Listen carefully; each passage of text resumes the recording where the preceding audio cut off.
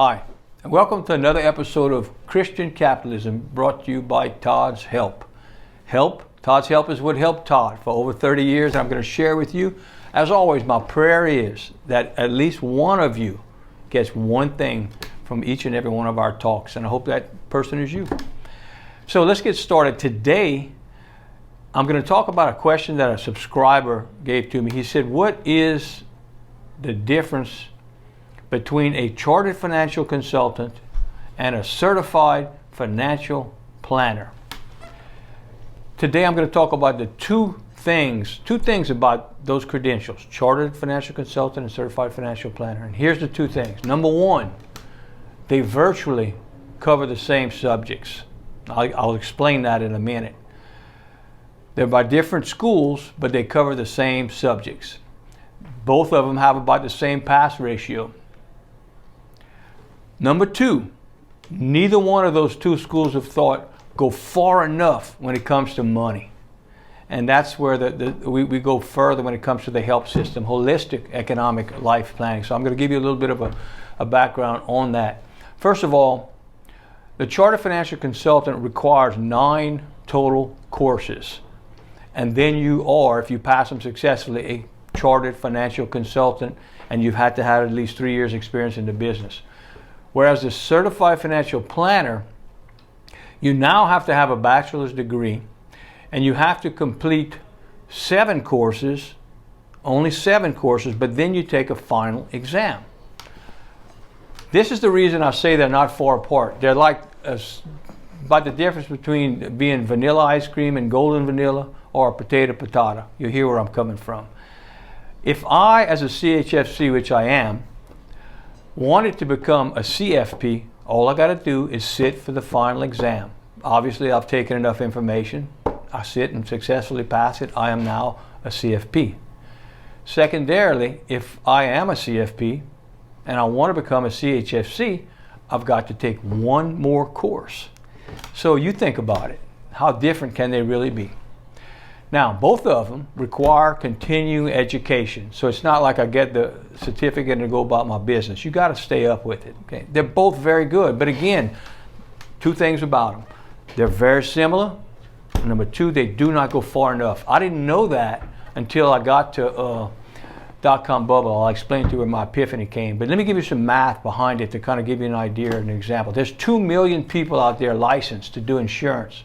There's 600,000 licensed to do investments. There's only 75,000 that took the time to become certified financial planners, and there's only 44,000 who took the time to become chartered financial consultants. Okay, so that says that we went the extra mile if we did one or the other of those 2 things. But again, in 2000, around the dot-com bubble, I learned that was not enough. Okay, because I saw the cracks.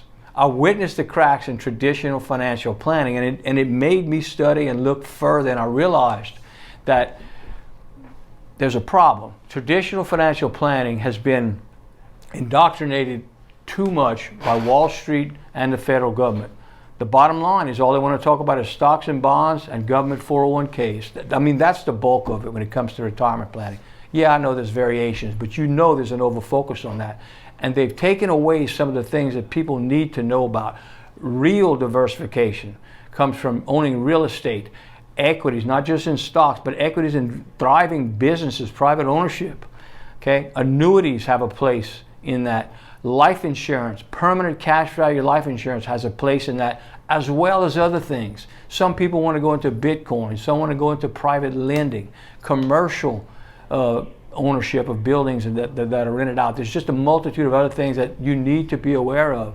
In addition to that, I strongly believe you've got to work with a team that understands debt planning and the difference between good debt and bad debt. Every successful company at one time or another has used good debt to get to the place that they need to be.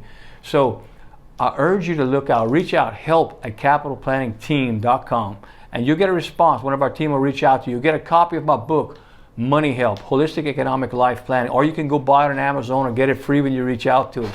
But it's going to talk about the philosophies that we have that I've developed over the years, that I've implemented in my own family. Because, you know, Christian capitalism is all about how you see the world. It's a mindset that I want to teach, and I want to help people to understand, as it would help me over all these years, is to realize that my family is a business and I have to operate as such. But the why behind the business becoming profitable was that I wanted to do well financially, to do good in the world. St. Jude's doesn't get funded unless it's by people who made a profit. So I want you to reach out to us. Please do us a favor, subscribe, share all that you can. I want to help us on our mission, which is to teach Christian capitalism. I do believe it's the way forward in this country. It starts on the ground level with families and Christianity, and trusting God and bring Him in as a partnership in your business and any of your endeavors. And every family is a business. Okay? Everybody has their own brand. When you go, you put your best foot forward at a plant. When you're applying for a job, you want to have adequate savings, just like a business would want to have capital. So Christian capitalism is about going forward, doing well to do good, where the need to succeed is more than greed. So I'll leave you with this. Phil 4:13, my good friend, always says, I can do all things through Christ who strengthens me. God bless.